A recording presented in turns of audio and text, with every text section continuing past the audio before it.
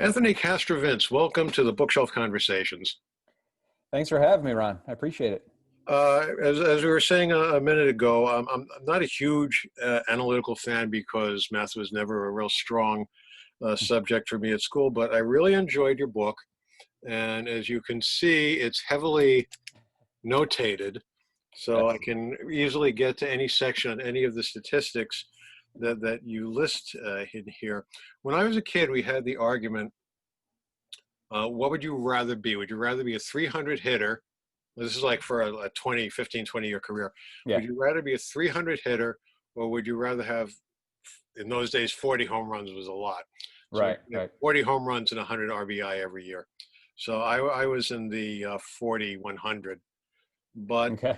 more and more lately, we are learning that the old statistics are not indicative of a player's value or quality, especially like the old standby. You have a chapter in here about the MVP race between Mike Trout and Cabrera, where Cabrera won the Triple Crown that year, Right. but you show through these statistics, these new age statistics, for lack of a better word, that Trout actually had the superior season. hmm Yeah, and that was a big turning point, I think, even in my own understanding of the advanced metrics as I've covered Major League Baseball for the last, 16, 17 years, because we tend to gravitate towards the big, gaudy offensive numbers, as you did when you when you chose 40 and 100 as a kid.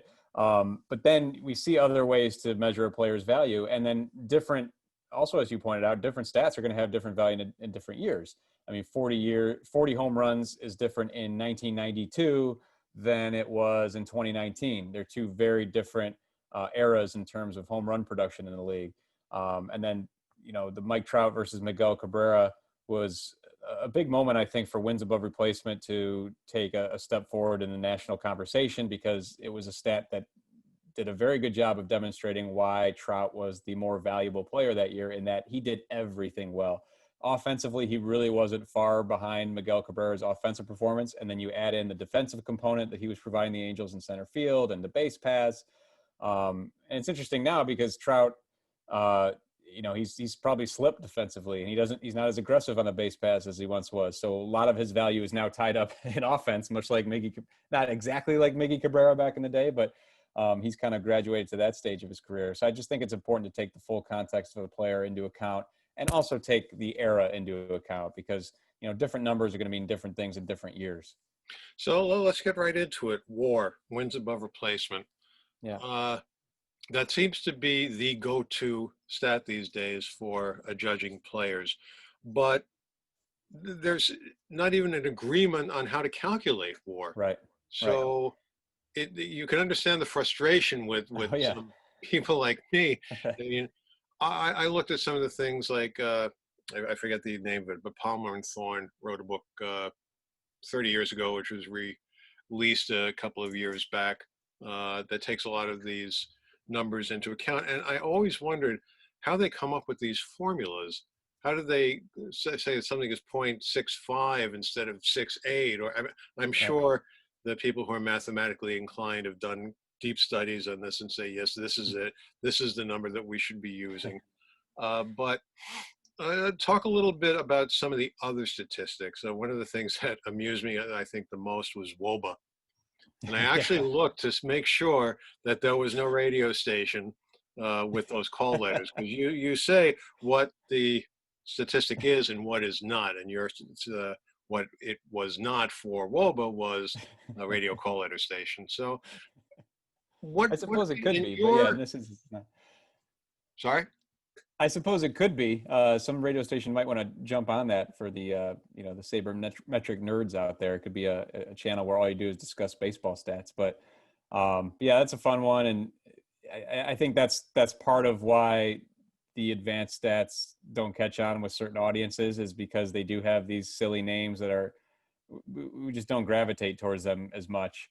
WOBA being one of the silliest and funniest, and I don't even know if WOBA is how you pronounce it. I just assuming it is, because it's the most fun way to pronounce it. I mean, WOBA is not nearly as fun to say as WOBA. No, you have So to have acronyms that's to right. say these things. But the book takes you on a progression and WOBA being a big part of that progression because batting average can be empty. You can build a 300 plus batting average largely on singles, and it takes a grand slam that goes to the second deck, counts the same in batting average as a little dribbler in the infield that you beat out for an infield single. So excuse me Um, 1 second. I mean, it's my fault. What is WOBA? So WOBA adds weight, and that's actually what the little W in the front means. It's for those who don't see the stat spelled out here, it's a small W and then a large OBA. And the small W means weighted, and that's what it does. It puts weight on different outcomes. So a walk, a hit by pitch, singles, doubles, triples, homers, any way you can get on base are included in weighted on base average in WOBA. But doubles are going to count more than singles. Triples are going to count more than doubles. Homers are going to count more than triples. And so that's why I think it's an important kind of a stepping stone stat. As I take you through the book, you kind of graduate as you read the book. We start out talking about batting average and how it's really not the best offensive measure to player for the very reasons I mentioned. There's a lot of things that can happen in a plate appearance that aren't even considered in batting average because they don't fall under at bats, and that being walks and hit by pitch, the like. And then on top of that, as I said, a single counts the same as a home run. So you take weighted on base average, and now the outcomes start to matter. And because I think we could all agree that a double does more to generate offense for a ball club and put them in a better position to score a run than does a single or a walk. So that's what weighted on base average does. And then from there, you graduate to the other offensive stats that start to take the league context into account, like I mentioned earlier, and how the league is performing in general in a given season adds different weight to what a home run means in a given season. 30 home runs won't mean the same one year as it does the next necessarily. So as you read the book, you kind of build up a tolerance to all these things, and there's kind of a steady progression, kind of a domino effect, and then you close with wins above replacement, which, as you mentioned, Ron, there's no question about it. It is definitely a controversial stat, I guess you could say. It's kind of difficult to put all your eggs in the WAR basket, as it were, when they do have different calculations from different sources. And I totally agree with that. And I would never argue that it's a perfect stat. But I think when you read the book, you gain appreciation for, what it means to have a total calculation of a player as opposed to just a small snapshot in batting average or home runs or RBI. It's important to have the defensive component involved. It's important to have the base running component involved. And WAR for now is the only stat that does that for us. And imperfect though it may be, it's miles beyond what we used to have in terms of evaluating a season. And I guess if a stat's really important is if it shows up on the back of a baseball card. Because WAR is now in baseball cards, WHIP is now in baseball cards. But yeah, that's a good point, is that it's a progression in the book from, I guess, the most easily grasped concepts to the more, for me anyway, difficult concepts. Right. Because not only do you have the small w for the weighted, but then you have pluses and minuses. Yes. And talk about how that throws a monkey wrench into the works. It does. And I love the plus stats personally. Those are the ones I have come to, they've become my first line of defense, I guess, when I'm seeing what kind of a season a guy is having. Is I want to see the plus stats. And what plus means is that's where I talked about adding context to what's going on in the league or in the ballpark. That's what the plus stats take into account. And so we're talking here about listen, we've always evaluated pitchers based on their ERA, right? And under 3 ERA is very good. But again, if you're in 1968, the year of the pitcher, a 3 ERA is very different than 2000, the height of the offensive, steroid era. Two very different things. So what the plus stats do is take that into account, and they relate everything to a league average. And the ones I look at, ERA plus and OPS plus, that's for pitcher, ERA plus for offensive players, OPS plus. 100 is the league average. And then anything above or below that is reflected in your stats. So if you have a 120 ERA plus, you were 20% better than the league average in that particular year. I think that does a better job than just looking at a player's ERA, because again, we don't necessarily know what the context of the season was. Bob Gibson's 1968 was incredible. I would argue that Pedro Martinez at the height of the steroid era was even more incredible because he was putting up numbers that were absurd relative to the ball flying out of these smaller ballparks. So it's just a different time for those two guys. So that's two things you brought up that I want to expand upon, because I'm looking at your chapter on expected batting average, expected slugging percentage, expected on base, weighted on base average. And you write how, and I'm going to read here, Gio Gonzalez pitched 6 scoreless innings for the Nats, and the only moment marring Lynn's 6 1/3 innings of work was the Bryce Harper ground ball that squeaked by to score an early run. That's amazing how our expectations have diminished. I mean, when you talk about someone through 6 innings, and it's a big deal now, and you talk about Gibson, and you look at how many complete games people like Gibson, people like Koufax, people like Seaver threw in a season, and you take like one of those guys, and that's more than all the complete games combined these days. Yeah, yeah, absolutely, and that's kind of the key point of the book for me. So this book is not making any. I'm not advocating any particular strategy. I'm not even trying to explain any particular strategy. Right now in baseball, there's a huge conversation about what happened in Game 6 of the World Series, where Blake Snell is cruising against the great Dodgers lineup, and then he's pulled the second the Dodgers are coming up that third time through the order. Kevin Cash is out there to give him the hook because the stats say that he struggles the third time through the order, even though he had dominated those same guys who were coming to the plate in that particular inning. So I can't advocate that. I think I would have rather seen Blake Snell try to pitch through that and try to pitch his team to Game 7 of the World Series. That would have been great fun. But, the game is always changing. The way it's managed is always evolving, and there are shifts, and there are shorter leashes for starters, and there's bullpenning, and there's openers. There's all kinds of different strategies that are employed now, and it's going to continue to evolve in the years to come. And the point of the book is just to have a very stable framework to work off of for evaluating players, no matter what changes occur. Because it's not, you can't just look at a guy's innings total anymore and say, well, he didn't pitch 200 innings, so he didn't have a very effective season. It's just not the case anymore. If it's a Blake Snell who won the Cy Young a couple years ago, where Kevin Cash was managing him about as aggressively as he did in that World Series, he had no chance of getting to 200 innings, and yet he still had a very strong season relative to the rest of the league. And there's ways to account for that. So, and you mentioned the expected stats. We talked about the little W is the weighted, the little X is expected. That's kind of another level we've reached here just in the last 5 years with the StatCast metrics that we have available at MLB.com, where you used to say a guy's hitting into bad luck. He's hitting balls hard, but he's hitting them right at people. Well, now we can look at that and we can see that, okay, when a guy is hitting a line drive with that exit velocity at that launch angle, it's a hit X% of the time. And so here's what his batting average should be. Here's what his slugging percentage should be based on the traditional outcomes of the way he is hitting the ball. So that's just become just another level to evaluate a player and to see what guys are maybe hitting into bad luck, or maybe what guys have fortune in their favor in a given season. So all this stuff just helps us, again, just get a better grasp of what we're watching, what we're looking at. I want to read a little bit from your epilogue when you're wrapping these things up. I do wonder if the biggest revelations and revolutions in the world of baseball metrics are mostly behind us. These days you can be a 230 hitter, but your value can be finely articulated and widely understood in other ways. That's a seismic sea change for what we grew up with. Now, I know there was a player when I was growing up. His name was Woody Woodward. He had a long career. He was a terrible offensive player.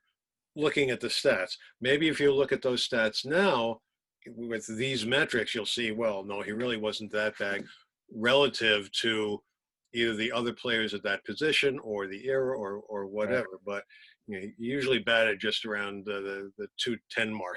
So, for us who were thinking about 300 was where you want to be, that wasn't a great thing. To continue with your epilogue.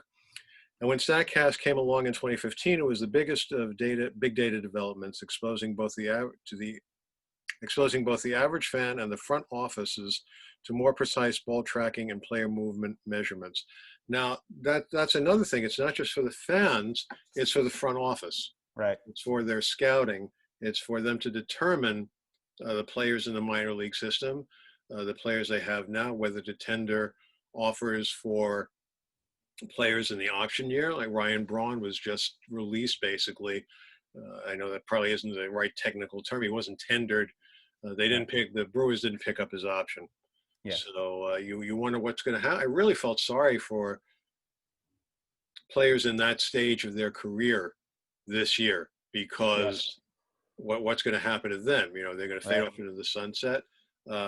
Players in the minors who didn't even have a season, what's going to happen to them in their I know. development? So talk a little bit about the front office Yeah. viewpoint of these things. Well, you know, every organization ultimately is going to have their own particular inputs. Every organization is using some kind of metric to get to something relative to wins above replacement. They might not call it wins above replacement, but they're evaluating players in a similar sense to where you're Excuse me trying one to, second. Does yeah. every team now have a department for statistical analysis? Oh yes, yeah, and some bigger than others, but yeah, we've certainly gotten to the point where to not have that is pretty much malpractice. Now, how much you rely on that is up to you, and the Nationals are an example of a team that, they got billed as this kind of dinosaur kind of front office, which wasn't fair because they have an analytics department. They actually have their own internal database called Pentagon, which I think is pretty cool in DC. But again, it's like how much weight do they put on the metrics versus other teams? Everybody's going to evaluate different things differently and value different things differently. And the Nationals showed a willingness to extend at bats and innings to older players, especially at bats. They had some older players who really stepped up for them, and they valued experience, and it worked out for them in 2019. It didn't work out as well in 2020, but that's another conversation. But we are getting to a point, I don't think it's necessarily a good thing, to where those inputs are becoming more homogenous. We're seeing players evaluated very similarly from organization to organization. The data has just gotten refined enough to where that's just where it's headed. And a lot of people are coming from the same mindset. And so you see players sometimes left twisting in the wind who probably still have value they can provide to a ball club. I'm a big proponent of you got to have the stats and you got to measure the heart, or take both into account. You got to have the human side of the game still have some value. I think the Nationals in 2019 were an example of that, to where there is something to be said for leadership. There is something to be said for veteran presence and that sort of thing. So how teams walk that fine line is ultimately up to them. I think we're seeing more and more teams go straight to the heart of the numbers as opposed to the heart of the person. And that's where you see, by and large, teams are more willing to go with the younger guy as opposed to the veteran guy. And, they're not willing to pay for that experience the way they once did. So you're seeing average salaries coming down. And now, of course, in these circumstances that we're in right now, that's a whole other ball game where, so many teams took a revenue hit in 2020. So that's kind of getting into another conversation. But I do think there's value to the numbers, but there's also value to having your own individual mindset in terms of how you are going to evaluate a player. There's always going to be market inefficiencies in terms of, well, everyone's gravitating towards home runs in a given moment. We're going to gravitate as a team towards contact, and the cycle will spin from there, I guess. But yeah, I do think there's some homogeny to how teams are evaluating players, and I think it's ultimately to the detriment of the players themselves. The biggest thing these days, offensively at least, seems to be launch angle and Yeah, exit velocity that yeah, I never even heard of prior to a couple of years ago. And right, now right, there are books about it. There's coaching about it. Uh, yeah, you hear about little league teams and youth teams who the coaches are teaching that aspect of the game, yeah, rather right, than just get out there, hit the ball, swing hard, and maybe yeah, something good will happen. Talk a little bit about one of the things that always fascinated me. Uh, Baseball, unlike other sports, the field is not the same all over the yes, place. right, And I always thought, I'm thinking Oakland has huge foul ground territory. Right. that a lot of balls that would make it into the stands on foul balls are in play and caught. Uh, so talk about park factor and how that enters into some of these statistics. Yeah, that's a big one because that plays into those plus stats like we were talking about earlier, and it is something that makes baseball special. I mean, we know the size of an NFL field, we know the size of an NBA court, an NHL rink.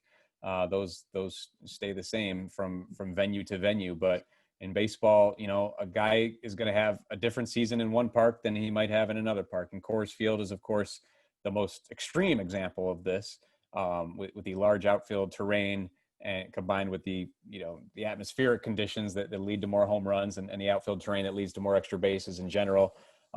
It's a big deal. It's a big deal in baseball. It's not to be taken lightly. So the park factors are stats that do take that into account and just demonstrate how specific parks play in a given season, because it can change from year to year. I make the example in the book of the Rangers' former home, not Globe Life Field that we just saw in the postseason, but Globe Life Park. I think that's what they finally called it at the end there. AmeriQuest Field. It had many names. The ballpark at Arlington had many names over its life. It had a major change. It was really viewed as a high offense environment for many years, and then they made a slight change in how their seating area, suites behind the plate. I think they installed some glass, or they made some change back there, and it drastically changed the way the ball carried in that ballpark. That small. I think they actually removed glass from a luxury club. I think that's what it was, and it changed the way that fly balls carried in that ballpark. So they went from a very famous hitter-friendly park to actually a bit more of a pitcher-friendly park. So the park factors can change from year to year, and they are weighed into these plus stats that I mentioned earlier to provide further context. Because again, much like a 30 home run season in 2019 is different than in 1992, a 30 home run season in Coors Field is different than a 30 home run season in, as you pointed out, Oakland Coliseum.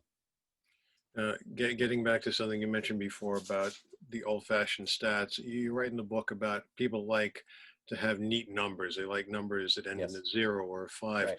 Getting back to the baseball card aspects, I don't think they do it anymore, but when I was a kid collecting, if you were a major star like a Mickey Mantle or a Willie Mays, you had a 100 card, 100, 200, 300. If you were like next level, then it was a 50. And Right. then tens and fives. I don't think they do that anymore. So it's a little more confusing now. Right. You pick up a Yes. card, you flip it over, and 100 is like some third string shortstop for the Orioles. Uh, Yeah. are other countries as deep into these statistics as we are? Like in Japan, or I mean, Japan is probably the best example because they have the most developed uh, professional leagues of probably any of the other foreign countries. Are they into this as much? They're late adapters, but there is sabermetrics. They've become more popular in Nippon professional baseball, in the KBO. It's only natural because, again, I think when you kind of divorce yourself from the old school mentality of the round numbers, like you said, and when you start to see the original stats for what they are, they have some major flaws. And I'm not one of those people who advocates that we get rid of tabulating wins entirely, or don't even cite batting average, because it's all part of the picture. But I think if you open your mind to the idea that there are severely limiting factors with those particular stats, you find some value in other ways to do it. And the round numbers, ultimately, advanced stats are not going to catch on the way batting average and home runs and wins did, because of that aforementioned affinity for round numbers. It's a different thing to be watching a ball game and know, okay, that guy just hit his 20th home run of the season, than it is to be watching the same game and see a guy making out in the field and say, oh, his WAR just went up 0.06. Like, we don't know. We're not seeing it. We can't calculate that in real time. If you did, you probably wouldn't be at a baseball game. You'd be off solving the world's problems, I would hope. So so from that standpoint, they're just not going to be as embraceable. That's why I tried to make this book as embraceable as possible and as fun as possible, because I know, like, ultimately, math is not necessarily fun to the vast majority of the people, but but it's more about taking the big picture view. And when you do take a step back at any juncture in the season, be it mid-season or at the end of the season, these stats are just the way to go. I couldn't advocate for them in game, but I can advocate for them, full season. Well, one of the stats that is calculated within game is wins probability, and Yes. I find that Yeah. fascinating when I go through Baseball Reference and I go inning by inning, and they tell you after each at bat, and I'm sure they could even do it after each pitch, what the Yes. win probability would be. So that's also an interesting chapter in the book, and none of this would be possible without a nod to. I mean, these ideas are not new. These ideas date back to Alan Roth and Branch Rickey of Yeah. the Dodgers in the late 40s. And I'm guessing that they weren't, I mean, they obviously weren't embraced as these are now by the fact that no one's been talking about them in the intervening 40, 50, 60 years. Yeah, that's something that I actually got a greater appreciation for as I went to write this book. I went to write this book because I've had, again, my own progression with these stats in my time covering baseball, and I thought it was worth taking the reader on a similar progression. But I even knowing that, I didn't necessarily know the history of each individual metric. I knew kind of a vague thing. I knew obviously Bill James is extremely influential, and I'm very familiar with his work. Um, and I knew that Branch Rickey, was the basically the inventor of the modern farm system in Major League Baseball. What I did not know is just how ahead of his time his go-to statistician Alan Roth really was in the 1940s and 50s, because um, people thought on base percentage blew up with the Moneyball revolution, and it did, but they were calculating that way back then.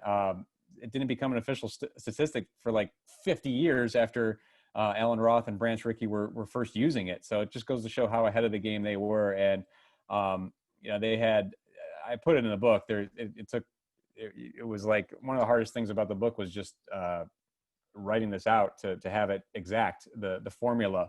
I think he called it the formula for basically, measuring team performance. And, as opposed to just runs, it basically comes down to run differential, runs scored versus runs allowed. But they had this big lofty formula to demonstrate what goes in to a team's performance and how you evaluate it. And it's just amazing, what those guys were looking at the time they were looking at it, because nobody was thinking like that at that time in baseball. And you look back now and you have such a great appreciation for where they were. You talk about official stats. Are any of the stats in this book considered official stats these days? Is WAR an official stat? WAR is not an official stat, and really, WAR, if you really want to get technical, WAR itself is not a stat. WAR is like, I describe it as like this Frankenstein of a bunch of different stats kind of molded into one, for just a total addition, basically, of a bunch of different stats. And again, because it's calculated different ways in different places, it is not an official stat. It would be nice to get to some kind of industry, agreement on what exactly should go into WAR. But different places have their own proprietary data, and you could understand why they'd want to have their own proprietary WAR as a result. They calculate defense differently, and that's a big reason why there's a difference in the two WARs. And then pitching WAR, it's a big difference in terms of how earned runs are calculated versus expected fielding independent pitching. So one model will use actual earned runs allowed, another will use what a person's ERA logically should have been based on home runs allowed, walks allowed, and strikeouts achieved. So you can understand, I could see both sides of it. It would be very nice to have one go-to WAR, but I don't know that we'll ever have an agreement, because there's different ways to get to that ultimate number. Another thing that falls in a category of agree, disagree, is defensive ratings, Yes. especially with shifts now. I always get a kick out of if the third baseman is playing in the second baseman's position while the second Yeah. baseman is in short right field, and the ball's hit to him and he makes the play. It's still 5-3 in your scorebook, Right. I but know. it boggles my mind that this is how is that calculated in zone ratings, because he's way out of the zone for third baseman. Many years ago, I used to work for stats. I used to uh, monitor the games. And it was our responsibility to determine how hard a ball was hit, where in the chart, in the grid of a baseball field was that ball hit. And now you can't really do that for certain positions.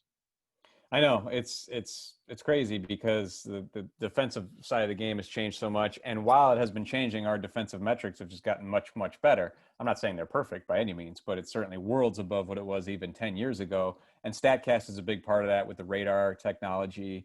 So that plays into it. But yeah, you almost feel like for scoring, we should just have zones at this point, right? So if it's a if it's a ground ball to second, it's a 4-3, even if it happens to be the third baseman or the shortstop who actually makes the play, because at least that does a better job telling you what happened if you're just looking at how the game was scored. If you see But then do you 4-3, have to divide the player up into, well, for this inning he was playing I at know. third base, but over here he's playing second base. Right. Yeah. So honestly, it's gotten to the point where I think the best defensive metric, and it's growing. And even at the time I was writing the book, it wasn't quite there. Is outs above average. So in the book, I use defensive runs saved and ultimate zone rating, and those are still the best in terms of having every defensive player involved. And there's video scouting that goes into how those stats are calculated. But even since I wrapped the book in late 2019 at MLB.com, we unveiled outs above average. We already had it for outfielders, and in early 2020, we unveiled it for infielders. And it does take infield shifts into account. So, a player might accrue some of his outs above average while lined up in one position, and other while temporarily shifted to another position. You can actually look at both of those. So just an example, like Nolan Arenado, third baseman for the Rockies, he's going to get some of his outs above average at shortstop as opposed to third base. So when you look at his outs above average, you can actually fine tune it and see, what was accumulated at third base and what was accumulated at shortstop. But that's probably the best way to do it right now. It's still not every position. We still don't have it for catchers, for instance. So we're getting there. We're trying defense. I think the defensive component, when you mentioned earlier in my epilogue how I said that the big sea changes in terms of scouting in terms of advanced analytics are probably all behind us. I believe that. I don't want to be one of those people that claims that everything new under the sun has already been done, but I do think the biggest things have already happened in terms of advanced analytics. But I do think there's still a lot of fine tuning to be done, and defense is easily the biggest place for that to occur. I want to switch gears as we wrap this up. Talk about the act of putting this book together. Where did the idea come from? How did you find a publisher? What was it like working with the editor? Yeah, the publisher found me. Sports Publishing had reached out to me about an entirely different concept, and we were batting around that idea. And but in the course of discussing it, we just started talking about just various trivia things, and the editor made the point. I used to I know what a 300 hitter is. I don't know what a good WOBA is, like we were talking about earlier. I don't know what a good WHIP is, and it was his idea that maybe there should be a book that just defines that, for the casual fan. I thought it was a great idea. There's certainly other books that explain stats and that sort of thing, but I did think there was I hate to say it, but a for dummies model to be followed with this, because just to make it relatable, because even my eyes gloss over, and I'm as locked into baseball coverage as you can possibly be. It's part of my job. It is my job.